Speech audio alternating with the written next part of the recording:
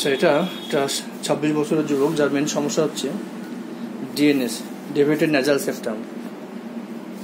CT scan করা হয়েছে, যেটা তাতে দেখা যাচ্ছে যে রাইট সাইডের ডেভিয়েটেড ন্যাজাল সেপ্টাম এটা বেশ কিছুদিন ধরে ভুগছে।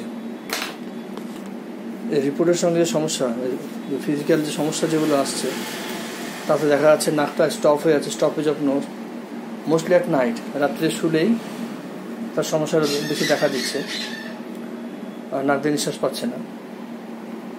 তার সঙ্গে ইজিলি ক্যাচেস কোল্ড, অল্পে ঠান্ডা লেগে যাওয়া, এও সমস্যা। আদার সিমটমস সেরকম কিছু নেই, পাস্ট হিস্ট্রি বা ফ্যামিলি হিস্ট্রিতে সেরকম কিছু পাওয়া যাচ্ছে না।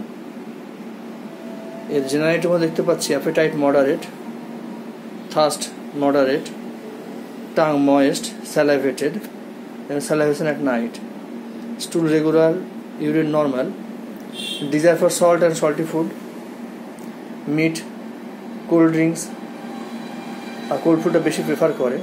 থার্মাল রিয়াকশনের মধ্যে হট এবং চিলি ওটা দুটোই সমান, তবে comparatively chilli patient, perspiration moderate. এও সিমটমস, মেন্টাল সিমটমস মাইল্ড আছে, অতটা অ্যাগ্রেসিভ মাইন্ডেড নেই, বা রাগ খুব বেশি এরকমও নেই,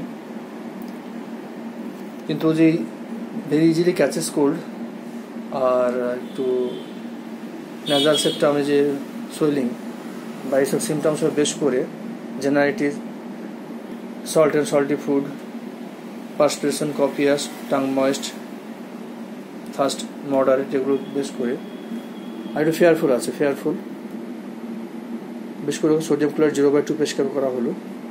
আশা করছি ন্যাজাল সেপ্টাম বা ডেভিয়েটেড ন্যাজাল সেপ্টাম যেটা আছে সেটা পুরোপুরি কিওর হয়ে